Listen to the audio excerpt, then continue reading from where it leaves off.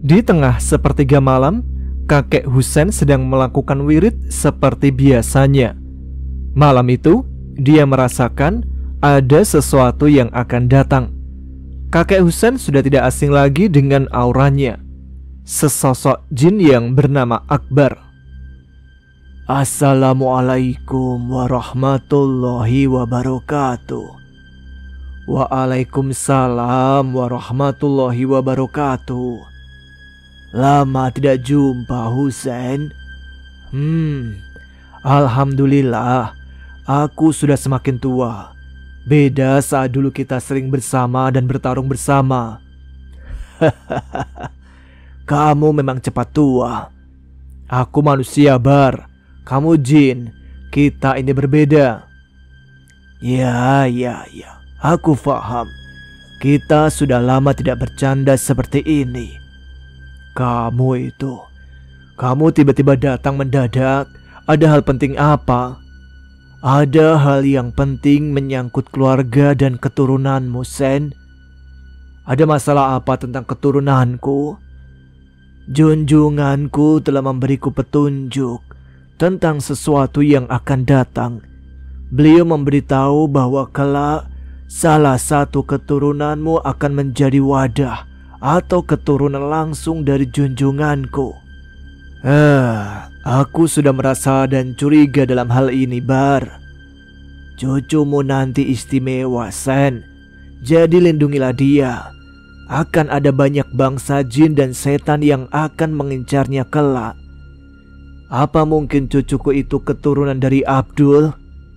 Betul, Sen. Anak lelaki satu-satumu dari 4 bersaudara. Akbar, maukah engkau menjaga dan melindungi cucuku itu? Baik, Sen. Aku bersedia. Junjunganku juga mengatakan hal yang sama untuk menjaga keluargamu. Aku hanya bisa meminta pertolongan dari Allah Subhanahu wa Ta'ala. Umurku juga sudah tua. Harus itu, Sen. Meminta pertolongan dari Allah Subhanahu wa Ta'ala. Jangan terlalu bergantung kepadaku. Betul. Itu saja yang bisa ku sampaikan, Sen. Aku pamit undur diri. Assalamualaikum. Waalaikumsalam. Keesokan paginya, kakek Husain memanggil putranya yang bernama Abdul. Abdul. Iya, Bapak. Ada apa? Aku mau ngomong sesuatu yang penting. Memangnya ada masalah apa, Pak? Dengarkan baik-baik. Kelak, salah satu anakmu akan mewarisi ilmu dan kesaktian yang aku dan Mbah Buyut miliki. Maka dari itu, jaga dan bimbinglah dia ke jalan yang benar. Banyak para lelembut dan mencari ilmu kebatinan akan mengincarnya. Kenapa harus anakku, Pak? Lalu maksud diincar berbagai makhluk lelembut itu apa? Karena kamu satu-satunya anak laki-laki Bapak. Diincar berbagai makhluk untuk dijadikan wadah. Karena bagi para makhluk gaib, tulangnya berbau harum. Anak itu adalah anak Balong Wangi. Dan kamu tahu itu, Balong Wangi sangatlah rentan mendapat gangguan gaib. Terus apa yang harus Abdul lakukan, Pak? Teruslah berdoa, minta pertolongan dari Allah Subhanahu wa Ta'ala. Untuk anakmu kelak, jagalah dia, bekali dia dengan ilmu-ilmu agama yang cukup. Baik, Pak, insya Allah Abdul akan menjalaninya. Jodoh, rizki dan maut sudah ada yang mengatur. Tinggal bagaimana kita menjalaninya. Bapak juga sudah tua. Giliran kamu mewarisi ilmu dan warisan dari Bapak. Baik, Pak. Abdul akan menjalani sesuai perintah Bapak. 3 bulan setelah kakek Husain berpesan kepada Abdul, beliau kembali pada Sang Pencipta. Dan 2 bulan kemudian, Abdul menikah dengan seorang wanita cantik yang bernama Indah. Beberapa tahun berlalu, Abdul dan Indah memiliki 3 orang anak. Namun ketika mengandung anak yang keempat inilah Indah mulai mendapatkan teror dari makhluk halus, tepatnya ketika usia menginjak 5 bulan kehamilan. Sampai akhirnya lahirlah putra Abdul pada jam 4 pagi di hari Kamis Wage bulan April. Di saat itu juga, di sekitar rumah tiba-tiba datang angin dengan sangat kencang disertai gerimis kecil, sampai-sampai pohon banyak yang tumbang. Dan bersamaan dengan itu juga muncul suara berbagai macam makhluk mengelilingi rumah Abdul. Ibu Supin selaku dukun beranak berkata kepada Abdul tentang anak laki-lakinya, bahwa anak laki-laki yang akan dilahirkan oleh Indah ini sepertinya anak yang istimewa. Istimewa bagaimana, Mbah? Bayimu ini lahir terbelit tali pusar dan di hari Kamis Wage. Setelah bayi yang baru lahir dibersihkan, lalu dikumandangkannya azan di telinganya. Abdul lalu membaringkan bayi itu di samping istrinya. Kemudian dia yang sudah tidak tahan dengan suara-suara aneh di luar rumah segera berdiri dan keluar rumah. Astagfirullah, ada apa ini? Abdul terkejut ketika keluar rumah melihat ada banyak sekali makhluk gaib dengan berbagai bentuk mengelilingi rumahnya. Dia kemudian mengumandangkan azan. Dan setelah selesai azan, tiba-tiba angin dan gerimis itu pun berhenti. Abdul berucap syukur dan kembali masuk ke dalam rumah. Di dalam, dia melihat ketiga anaknya sedang berkumpul di rumah tengah dalam keadaan gemetar menahan rasa takut. Rumah Abdul terbilang unik, rumah yang merupakan warisan dari mbah buyutnya Indah. Dengan desain zaman dulu, dua rumah jadi satu, memanjang ke sisi timur dan juga barat. Abdul yang melihat ketiga anaknya sedang ketakutan segera mengajak mereka berwudu dan melaksanakan sholat subuh karena sudah jam 5 pagi, yang menjadi tanda berakhirnya teror oleh para makhluk gaib yang mengincar seorang bayi baru lahir yang disebut sebagai anak balung wangi, yang kemudian diberi nama Rama. Tidak terasa 4 tahun sudah berlalu. Suatu hari pukul 3 pagi, Indah kebingungan mencari Rama yang tidak ada di kamarnya. Keributan di pagi buta itu membuat 3 saudara lainnya terbangun dan ikut mencari Rama. Abdul bahkan sampai mencari keluar rumah, namun tidak juga ditemukan. Tiba-tiba terdengar suara kakek-kakek berbisik di telinga Abdul. Rama ada di rumah sebelah, buka mata batinmu. Mendengar itu, Abdul yang berada di luar rumah langsung bergegas masuk ke dalam rumah sebelah yang sudah lama tidak dihuni. Dan benar saja, ketika Abdul membuka mata batinnya, dia melihat sesosok wanita berjubah putih sedang menimang-nimang Rama yang sedang tertidur lelap. Siapa kamu? Kembalikan anakku.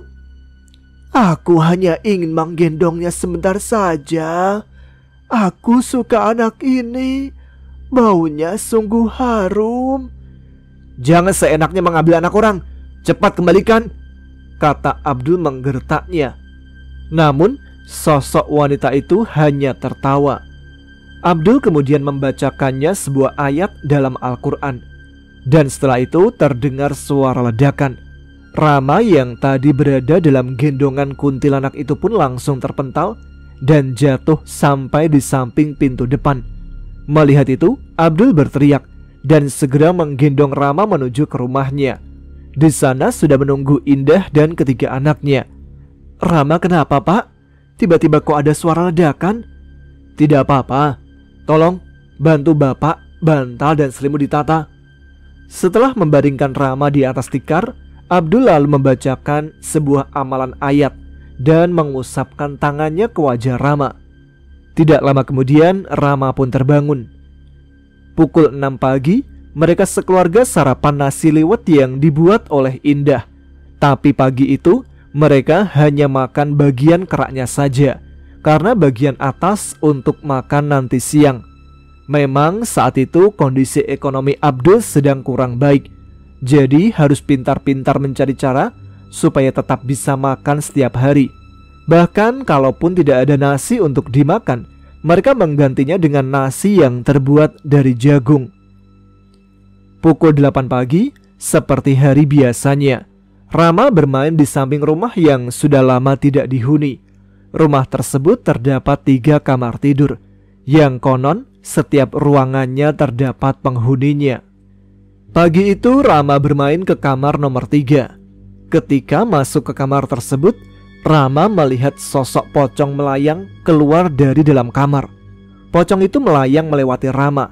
Namun anehnya, tanpa rasa takut, Rama melompat dan memeluk bagian bawah pocong tersebut hingga ikut melayang bersama pocong itu. Saking asiknya bermain, sampai tidak terasa waktu sudah semakin siang. Lalu tidak sengaja, kakak Rama yang nomor 3 yang baru saja pulang sekolah mendengar suara adiknya tertawa sendiri di dalam rumah sebelah.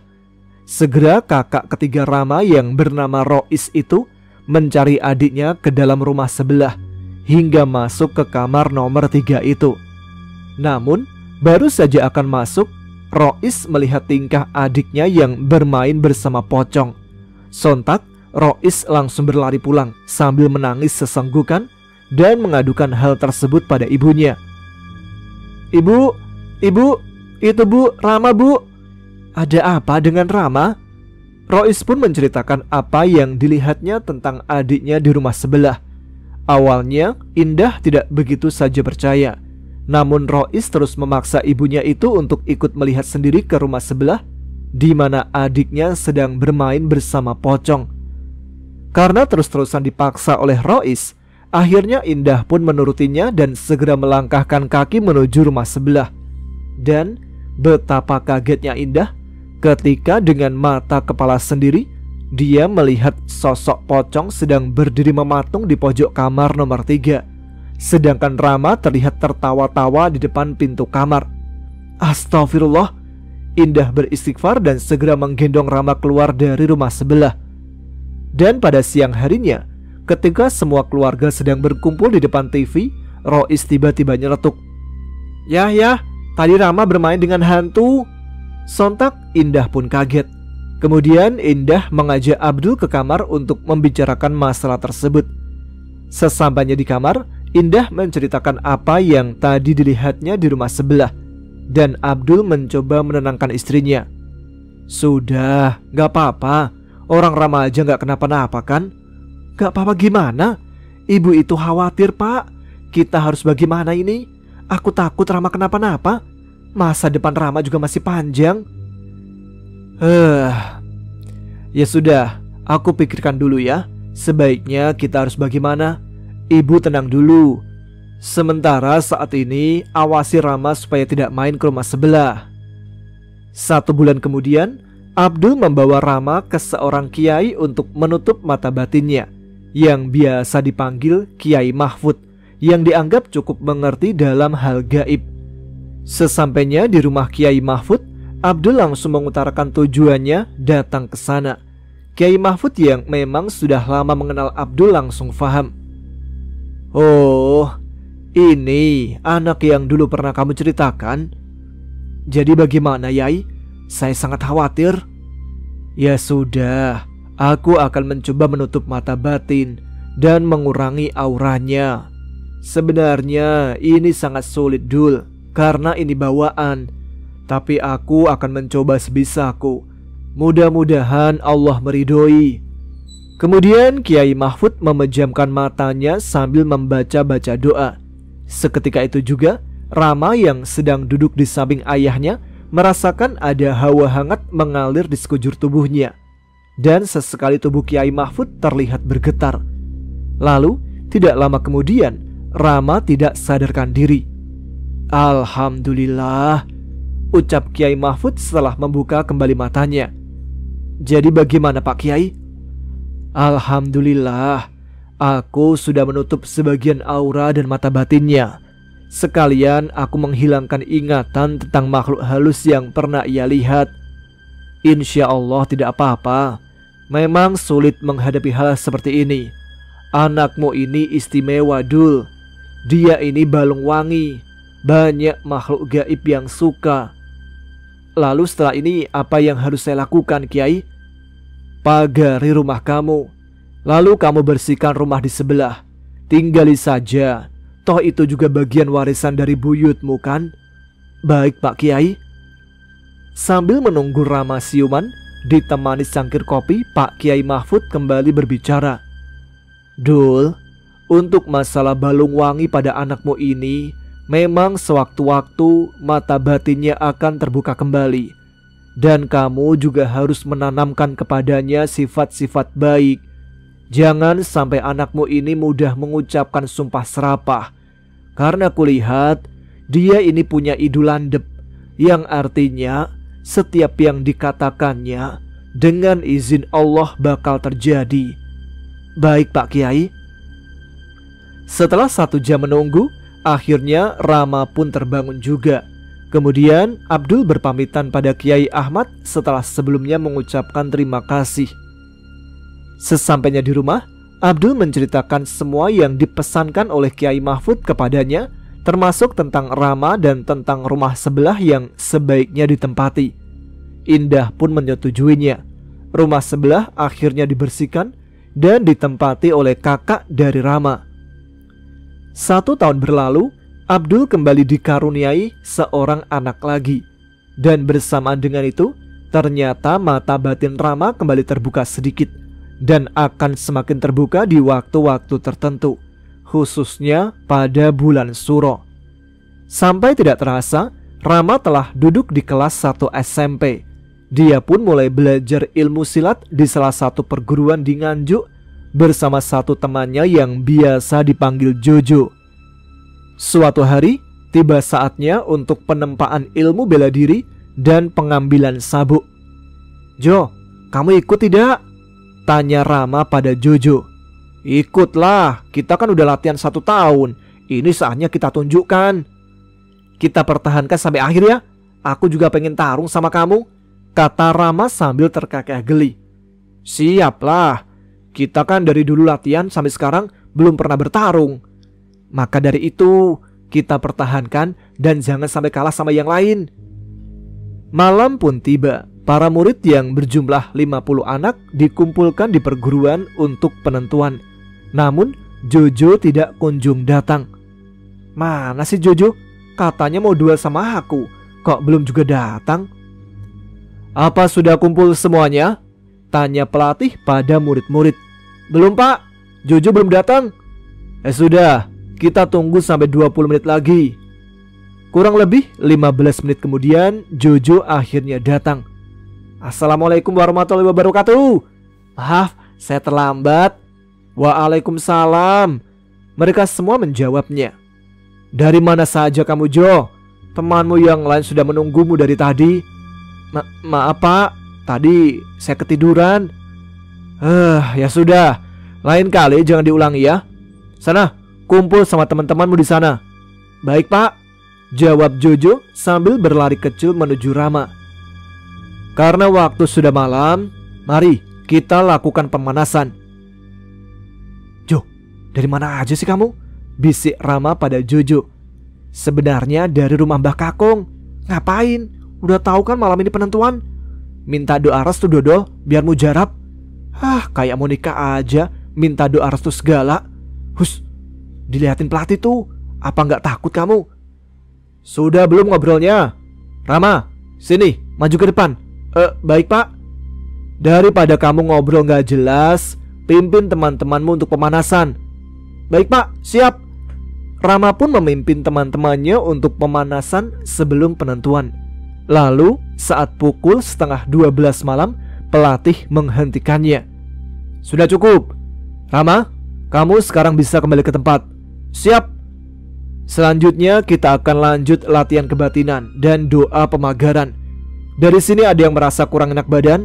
Saya Pak. Kamu kenapa Rama? Pengen kencing aja Pak. Walah, cepet buruan. Yang lain yang pengen ke kamar kecil, buruan nyusul. Saya tunggu dari sekarang. Kemudian beberapa anak buru-buru menuju kamar kecil. Setelah selesai, mereka berkumpul lagi dan pelatih memberikan instruksi selanjutnya. Ayo semua duduk bersila dan ikuti bacaan yang saya bacakan. Pelatih kemudian membaca sebuah bacaan-bacaan yang diikuti oleh semua murid. Namun Ketika membaca bacaan itu, tiba-tiba Rama merasakan seluruh badannya menjadi hangat. "Mah, Rama," panggil Jojo sambil menyenggol Rama pelan. "Is, Rama," dipanggilin juga. Namun tanpa Jojo sadari, tingkahnya itu dilihat oleh pelatih yang langsung memukul kepalanya menggunakan peci lusuh yang sudah hampir pudar warnanya. Sontak murid yang lain ikut kaget.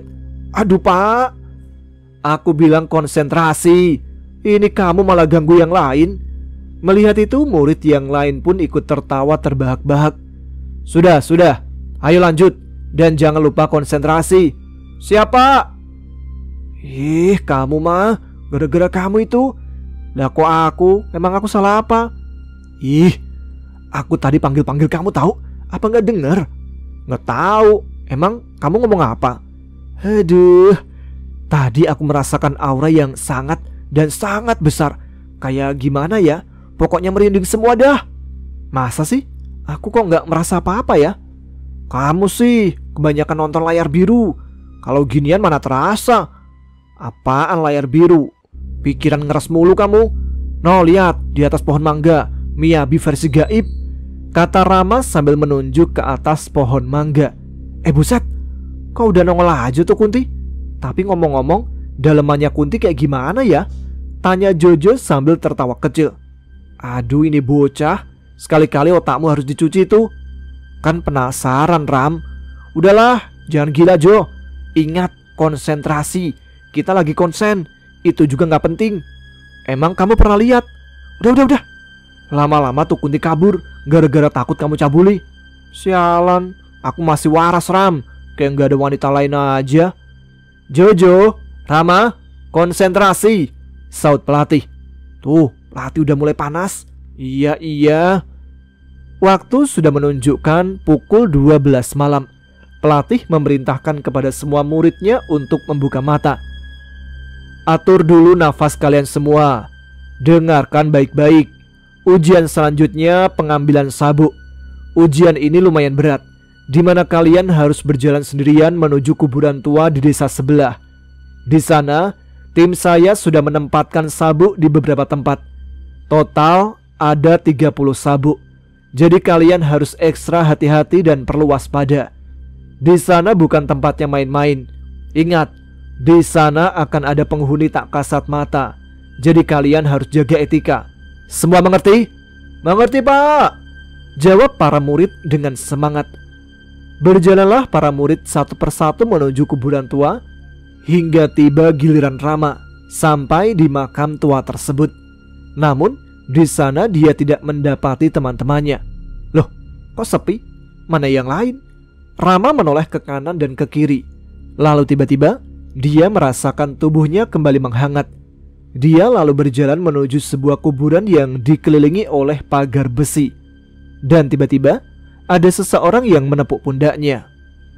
"Assalamualaikum warahmatullahi wabarakatuh." "Cuk." "Waalaikumsalam warahmatullahi wabarakatuh Kak." Kakek siapa ya?" jawab Rama sambil menyalaminya. "Kakek hanya seorang peziarah. Kebetulan kakek melihatmu seperti mencari sesuatu." "Saya mencari teman-temanku Kek. Kami sedang mencari sabuk." "Sabuk? Sabuk apa itu?" "Sabuk kain Kek, buat tanda silat."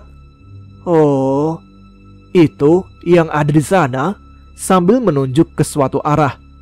Bergegas Rama mengambil sebuah kain panjang berwarna hijau tua di atas makam berpagar, lalu kembali ke hadapan kakek tadi untuk berterima kasih. "Makasih Kek." "Iya, sama-sama." "Oh ya Kek, ngomong-ngomong, temanku ada di sini nggak ya?" "Teman-temanmu ada di sini. Mereka sedang mencari benda yang sama seperti yang kamu pegang." "Loh, tapi aku kok nggak bisa melihat mereka ya?" "Kamu tidak akan bisa melihat mereka. Dan sebaliknya, teman-temanmu juga tidak bisa melihatmu." "Kok bisa?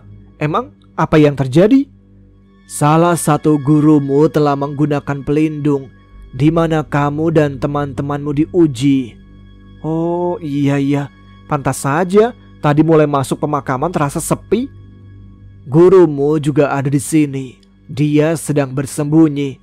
Di mana, Kak? Sambil menoleh ke kanan dan ke kiri. Gurumu tidak akan bisa melihatmu. Aku sudah membentenginya. Oh, kakek juga bisa toh? Lain kali saat bepergian baca doa dulu. Banyak makhluk-makhluk di luar sana sedang mencarimu. Mencariku? Emang apa yang dicari? Nanti kamu akan tahu sendiri. Coba sini, mendekatlah, Cuk. Baik, Kak, kata Rama sambil berjalan mendekat. Duduklah sini dan bersilalah, lalu pejamkan matamu. Untuk apa, Kak? Aku akan mengurangi auramu supaya makhluk-makhluk jahat tidak akan merasakan keberadaanmu. Setelah ini selesai, berjalanlah ke timur. Temanmu ada di sana. Baik, Kak? Saat terpejam, Rama merasa tenang dengan udara yang tiba-tiba terasa sejuk. Setelah kurang lebih 15 menit, kakek itu meminta Rama untuk membuka kembali matanya. Buka matamu. Sebelumnya baca hamdalah dan istighfar 3 kali. Selepas membaca yang diperintahkan, Rama pun membuka matanya perlahan. Namun tidak ada perubahan sama sekali. Suasana masih tampak sepi.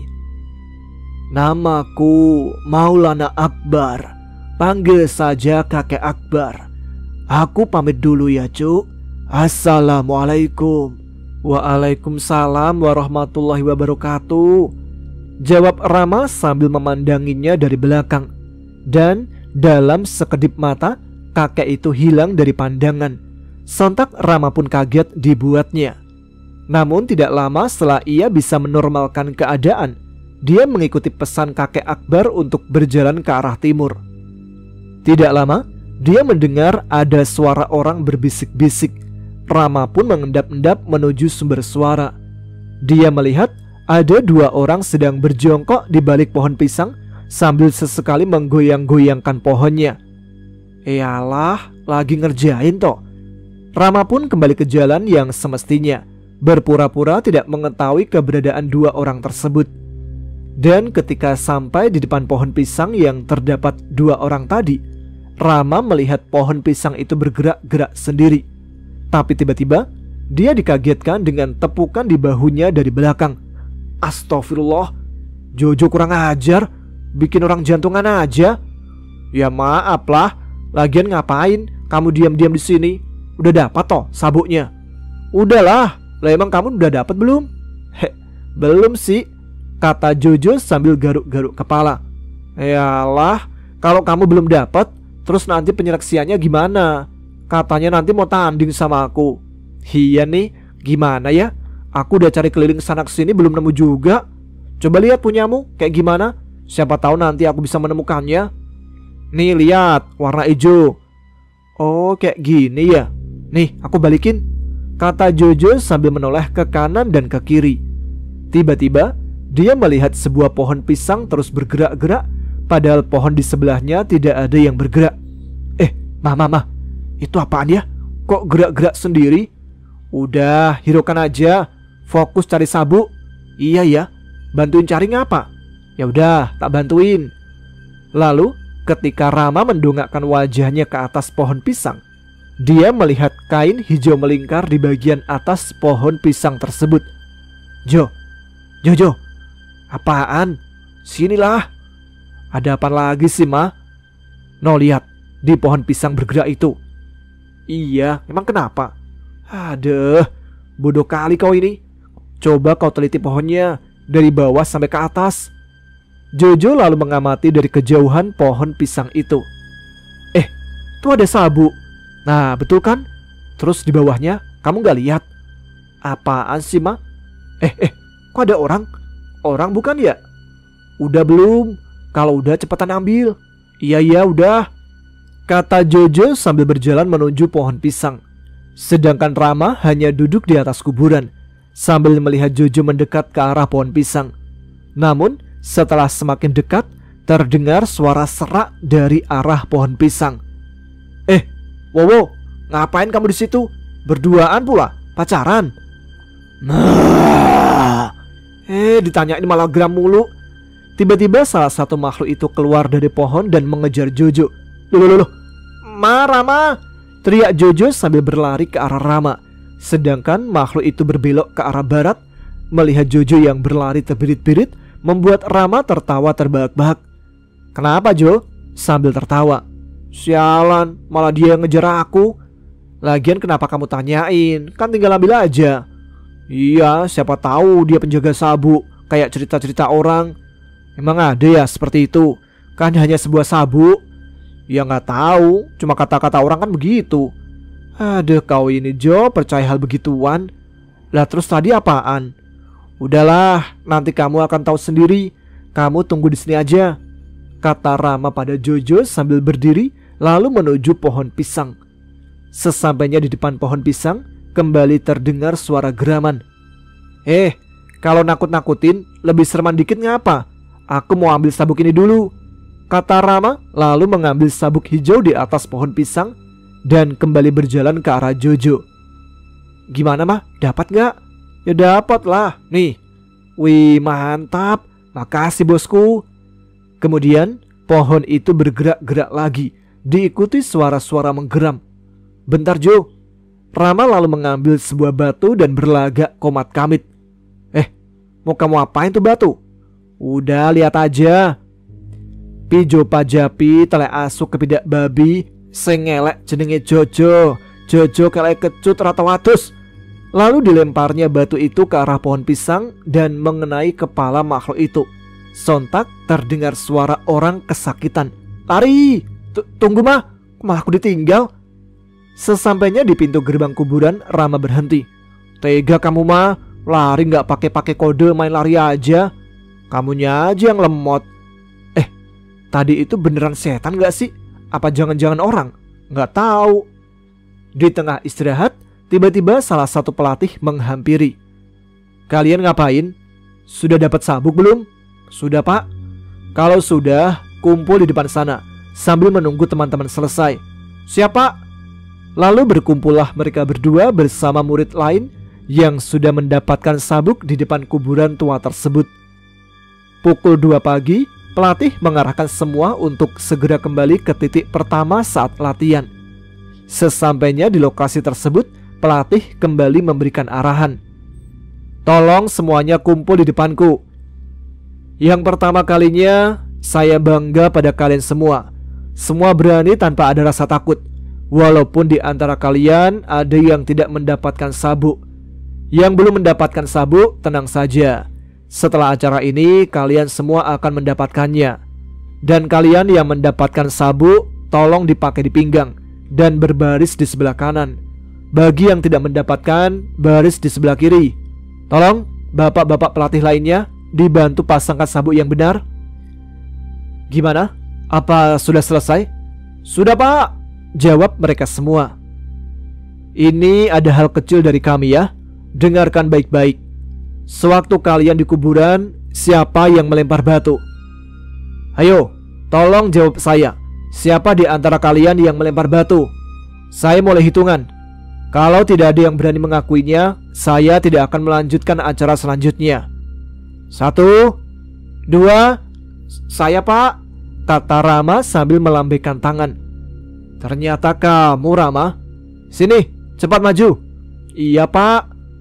Kenapa kamu tidak langsung maju saat saya memberi pertanyaan? Ingin tahu aja pak, sampai mana kelanjutan ini? Kelanjutan apa?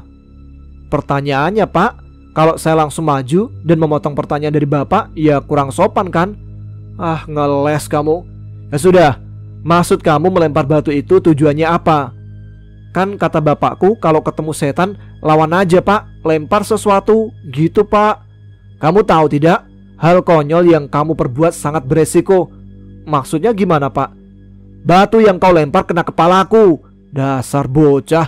Waduh, maaf pak, maaf saya. Maaf, benjol ini kepala. Ya mana saya tahu pak, tak pikirkan setan. Setan, habis lempar malah lari. Ya maaf pak. Sudah, balik barisan. Setelah ini kalian boleh istirahat dan bangun jam 4 pagi untuk menunaikan sholat subuh.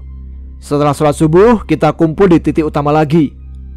Selepas menjalankan kewajiban, berkumpullah para murid sesuai instruksi sebelumnya. Waktu sudah menunjukkan pukul 5 pagi dan pelatih kembali memberikan instruksi. Nanti malam jam 8 yang mendapatkan sabuk, tolong kumpul di halaman rumah guru. Tolong persiapkan tenaga masing-masing dan tunjukkan kehebatan kalian.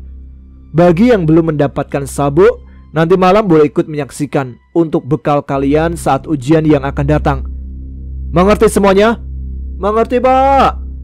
Dan para murid silat pun pulang ke rumah masing-masing termasuk Rama. Ketika sampai rumah, dia kaget saat melihat ayahnya sudah berada di depan pintu. Assalamualaikum. Waalaikumsalam. Dari mana saja kamu? Habis latihan silat. Iya. Sedikit meninggikan nada suaranya. Iya ayah, maaf. Sudah berapa kali ayah ngomong, kenapa kamu langgar? Maafkan Rama. Abdul memang tidak suka melihat Rama berlatih silat. Jadi dia marah ketika mengetahui kalau Rama masih rutin mengikuti kegiatan tersebut. Ya sudah, kali ini aku maafkan. Lain kali jangan sampai kamu langgar. Sana, cepat makan. Ibumu di dapur. Tapi ya, tidak ada tapi-tapian. Cepat masuk dan mandi. Iya. Rama bergegas ke kamar mandi, lalu menuju ke kamar sambil merenungi mimpinya untuk menjadi pendekar silat yang dilarang oleh ayahnya. Dan hingga waktu menjelang maghrib, Rama tidak kunjung keluar dari kamarnya, membuat ibunya, Indah, khawatir kepadanya. Pak, coba tengok Rama, dari pagi sampai sekarang belum juga keluar kamar dan belum makan juga. Biarin saja, biarkan dia merenunginya, biar jadi anak nurut. Tapi Pak, dia belum makan sama sekali loh. Kalau dia sakit gimana? Kamu kan ibunya. Sana, bujuk suruh makan. Indah lalu bangkit dari duduknya menuju ke kamar Rama dan mengetuk pintu kamar. Rama yang sedang tidur mendengar suara pintu kamarnya diketuk langsung terbangun. Rama? Iya bu. Sambil menggeliat malas. Buka pintunya. Ibu, ganggu Rama tidur aja. Udah, jangan tidur lagi. Ini sudah hampir maghrib. Pamali kalau tidur surup. Lah, udah hampir maghrib, kenapa nggak bangunin dari tadi bu? Kata Rama sambil berlari kecil menuju kamar mandi. Habis ini makan dulu, jangan tidur lagi. Gak nafsu bu. Kamu ini lagi mikirin apa? Coba cerita sama ibu. Gak apa-apa bu, Rama ingin menyendiri aja. Sudah gak apa-apa, cerita aja. Tapi jangan bilang sama ayah ya. Sebenarnya malam ini tuh babak penentuan, tapi sama ayah gak diperbolehin. Gimana ya? Ibu juga bingung. Nanti aja deh ibu ngomong sama ayahmu. Beneran bu? Please ya bu. Ibu sebenarnya juga takut loh. Takut kamu kenapa-napa. Udahlah bu, Rama itu kuat. Pulang pasti selamat. Ya sudah, nanti ibu bujuk ayahmu. Siapa tahu boleh. Selepas maghrib, Indah menghampiri Abdul yang baru saja selesai mengaji. Pak? Iya bu, ada apa? Ibu tadi udah bicara sama Rama. Lah terus? Masih ngotot pengen belajar silat? Dengarkan ibu dulu pak. Kebiasaan ngomong belum selesai udah disengkal. Iya aku dengerin. Tadi Rama bilang kalau malam ini malam puncaknya, jadi babak penentuan. Lah terus kenapa? Izinkan Rama ikut pak. Gak boleh. Tidak ya tidak. Apa ibu udah lupa? Rama itu bapak. Kalau dengar Rama gimana? Iya maaf. Sudahlah bu, aku gak pengen kalau Rama seperti dulu lagi. Kita bilangin aja pak, jangan ikut-ikut ilmu kebatinan. Kalau gerakan-gerakan saja boleh. Tetap gak boleh. Udahlah pak, malas aku ngomong sama kamu, kata Indah sambil pergi meninggalkan Abdul menuju ke kamar Rama. Rama? Iya bu, ada apa? Tadi ibu udah bicara sama ayahmu, katanya boleh. Serius bu? Wah asik ini. Tapi ada syaratnya. Kamu gak boleh latihan ilmu kebatinan, cuma gerakan-gerakannya saja ya. Di silat mana ada ilmu kebatinan bu, adanya ilmu batin tetangga, ucap Rama sambil tersenyum. Ya sudah, ayo makan dulu, nanti biar kuat. Siap bu. Oh iya Bu, nanti Ibu apa nggak mau melihatku tanding? Udah malam ah, Ibu juga butuh istirahat. Nanti aja, kalau ada waktu Ibu tengokin. Emangnya nanti berangkat jam berapa? Jam 8 harus di sana Bu. Ya sudah, buruan makan dulu. Jangan lupa sholat isya. Siap Bu. Selepas sholat isya, Rama mulai bersiap dan berpamitan pada ibu dan bapaknya sebelum berangkat. Bu, Rama berangkat dulu. Iya Ma. Ini ayah kemana ya? Dari tadi kok nggak kelihatan? Batin Rama yang tidak melihat keberadaan ayahnya. Setelah berpamitan pada ibunya, Rama mulai berjalan menuju tempat berkumpul yang sudah ditentukan oleh guru silatnya. Namun, di tengah perjalanan, dia merasa ada yang sedang membuntutinya, tapi dia mencoba mengabaikannya. Setibanya di halaman perguruan, di sana telah berkumpul banyak orang termasuk tamu undangan, pelatih, guru, dan murid-murid termasuk Jojo. Setelah saling bersalaman, para siswa berbaris di depan. Semua dengar, di sini kita kedatangan tamu dari perguruan sebelah. Jadi tolong para calon-calon pendekar, tampillah yang bagus, tunjukkan hasil latihanmu. Sebelum bertanding, mereka disuguhi pertunjukan dari pelatih dan aksi dari perguruan sebelah. Kemudian, pelatih meminta 30 peserta untuk mengambil nomor undian untuk menentukan lawan. Dan Rama mendapatkan nomor 10, sementara Jojo mendapatkan nomor 5. Dan pertandingan pun dimulai antara siswa nomor 1 melawan siswa nomor 2, hingga sampai giliran Jojo bertanding melawan nomor 6. Walaupun Jojo hampir kalah, untungnya dia bisa mencuri poin di akhir dan bisa unggul dalam poin. Dan setelah menunggu lama, kini giliran Rama yang akan bertanding melawan nomor 9. Lawannya seorang anak berbadan besar dengan perkiraan sudah sekolah SMA. Walau begitu, sama sekali Rama tidak gentar. Sudah siap? Mulai. Rama pasang kuda-kuda dan mulai melakukan gerakan pertamanya. Dia coba memukul duluan, kemudian menghindari serangan balasan. Rama membalas dengan sebuah tendangan yang diikuti serangan siku yang telak mengenai lawannya. Namun karena hilang konsentrasi, sang lawan mencuri kesempatan mendaratkan pukulan ke wajahnya yang menyebabkan Rama kesakitan. Namun saat akan membalasnya, wasit menghentikan pertandingan dan memberi teguran kepada lawan Rama. Pertandingan pun kembali dimulai. Rama langsung menyerang bagian kaki lawan sampai tersungkur. Namun ketika lawannya bangun, tiba-tiba dia menyerang Rama secara brutal.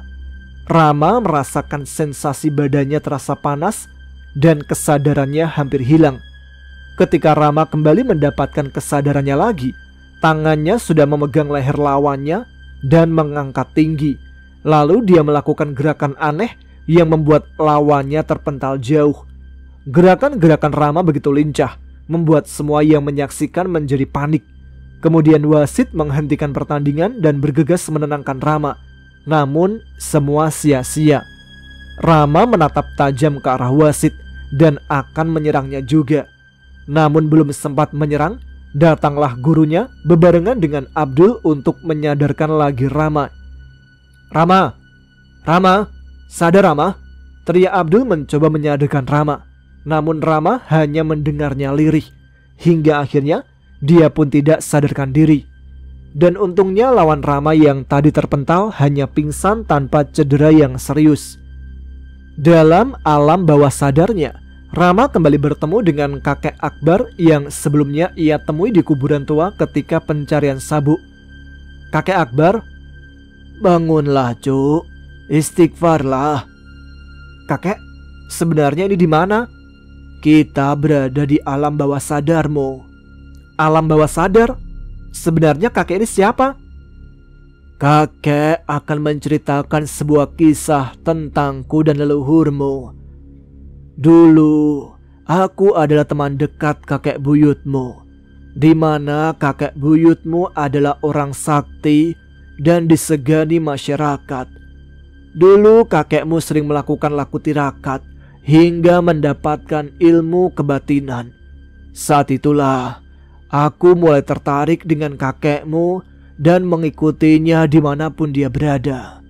Hingga suatu ketika, Kakek buyutmu kewalahan melawan tentara Belanda yang semakin banyak, yang membuatnya hampir putus asa. Saat itulah aku membantunya. Aku dan Syahid, nama kakek buyutmu, menghadapi kepungan para tentara Belanda hingga berhasil menguasai keadaan. Para tentara Belanda berhasil kami pukul mundur. Dan saat itulah pertama kalinya aku memperkenalkan diri secara langsung kepada kakek buyutmu. Aku mengikutinya sampai dia meninggal. Lalu aku juga yang mendampingi kakekmu yang bernama Husain. Pesanku, Cuk, kuasai dirimu. Banyak-banyaklah beristighfar. Dan jangan memburu nafsu. Bersihkan hati dan pikiranmu. Baik, Kak?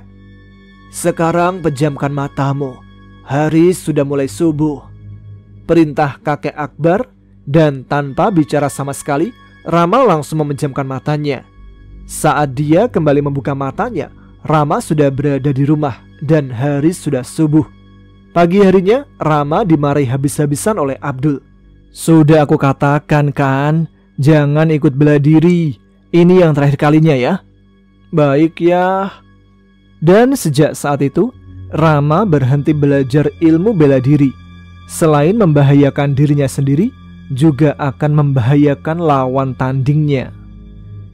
3 tahun telah berlalu, dan kini Rama baru saja lulus sekolah menengah pertama. Rama, sini, duduk di dekat ayah dan ibu. Iya ayah, ada apa? Ayah dan ibu mau ngomong sesuatu hal penting. Ngomong apa ya, Bu? Apa kamu mau melanjutkan sekolah lagi? Ya pengen lah ya, minimal pengen sampai SMA. Sebelum kembali menjawab, Abdul melenguh panjang. Sebenarnya sungguh disayangkan, tapi mau bagaimana lagi Rama? Maksud ayah apa? Rama gak usah lanjut SMA aja ya nak. Indah ikut menimpali. Sebenarnya ayah kewalahan membiayai kita nak. Kakak-kakakmu kan juga cuma lulusan SMP. Setelah lulus mereka langsung cari kerja. Kini tinggal kamu dan adikmu. Apa yang dikatakan ibumu benar nak. Semoga kamu ngerti ya. Tapi ya Bu.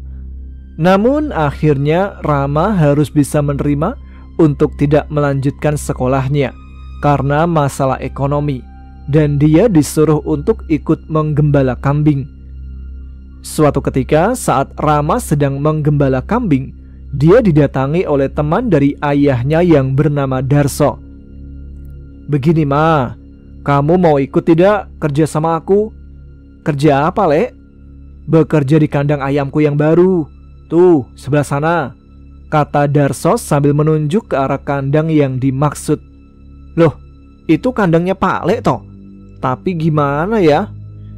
Karena kandang ayamnya dekat rumahmu, jadi ya aku tawarin kamu dulu sebelum yang lainnya. Gimana? Mau tidak? Mau sih Le, tapi udah tenang. Aku juga akan menyekolahkan dan membiayaimu. Serius Le? Tapi kan kalau jaga ayam harus dijaga non-stop. Pagi, siang, malam. Lah paginya kan aku sekolah nantinya. Masalah itu gampang lah. Kalau pagi biar aku saja yang jaga. Oh, gitu ya? Ya udah Le, aku mau ikut. Nanti tak bilang dulu sama orang tuaku ya. Ya, bilang dulu. Pak Le juga titip salam ya ke ayahmu. Iya Le, besok aku datang ke sini lagi. Ya sudah, aku lanjut bekerja dulu. Assalamualaikum. Waalaikumsalam. Setelah pulang menggembala kambing, Rama langsung menemui ayahnya dengan perasaan gembira. Ayah, ayah, Bu, ayah di mana? Ayahmu masih belum pulang dari kebun. Mungkin sebentar lagi. Walah, kirain udah pulang Bu. Memangnya ada apa nak? Rama pun menceritakan perihal tawaran dari Darso kepadanya. Namun Indah terlihat sangat terkejut. Lebih baik jangan nak. Kamu fokus angon kambing aja. Tapi Bu, kebutuhan Rama bakal ditanggung oleh Lek Darso kan? Ya sudah, kamu coba nanti izin bapakmu dulu. Tidak lama kemudian, Abdul pun pulang dari kebunnya. Rama segera mengutarakan niatnya dan meminta izin pada ayahnya. Kandang baru di ujung desa ini. Iya ya. Ibu, bukannya sebelum ada kandang, tempat itu perkebunan pandan ya? Iya, dulu kebun pandan yang terkenal angker. Hi, lebih baik jangan nak. Dulu itu tempat angker. Angker gimana ya? Orang aku bolak-balik gembala kambing di sana biasa aja. Ya angker aja nak. Tuh lihat, ibumu yang asli sini aja takut. Emang dulu di sana ada apa? Dulu di sana itu perkebunan pandan, luas banget. Di sana juga katanya ada peri. Iya betul, di sana itu ada peri. Bahkan ada sundel bolong. Peri, sundel bolong, emang ayah lihat? Emang lihat. Bahkan bapakmu ini ikut sampai masuk ke dalam kebun. Emang wujudnya seperti apa ya? Wujudnya sangat cantik, rambutnya panjang, bergaun putih. Ih bapak, bikin aku merinding. Lah kok ayah bisa ketemu itu, gimana ceritanya?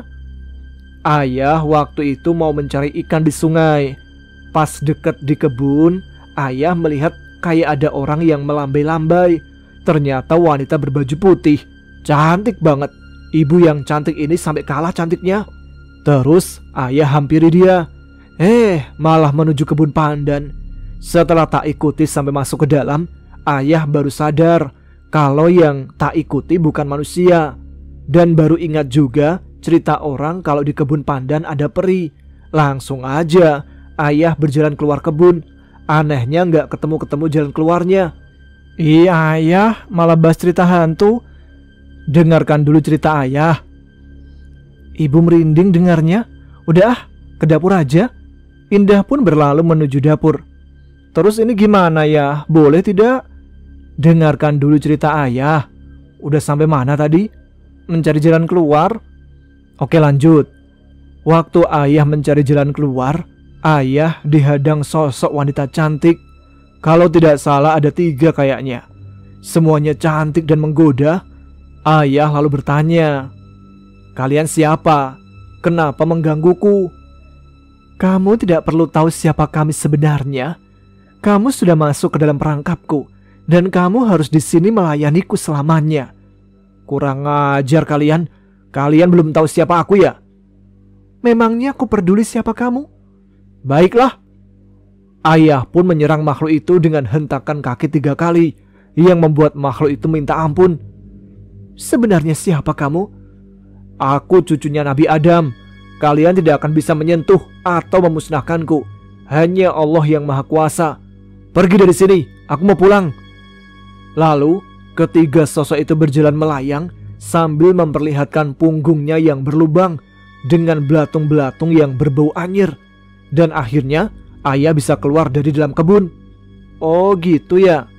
Terus masalahku gimana ya? Boleh tidak? Aduh, ini anak. Aku cerita panjang lebar supaya dia mundur kerja di kandang ayam. Percuma, batin Abdul. Ya sudah, gimana kamu aja, Ma? Emang ayah setuju kalau aku sekolah lagi? Ya mau gimana lagi, ayah dan ibu setuju saja. Tapi ya, Rama juga tidak enak. Rama juga ingin bantu ayah dan ibu. Ya sudah, tidak apa-apa. Kamu sekolah sambil kerja juga gak apa-apa. Serius ya? Oke lah, besok aku tak bilangin sama Lek Darso. Itu dia sepenggal kisah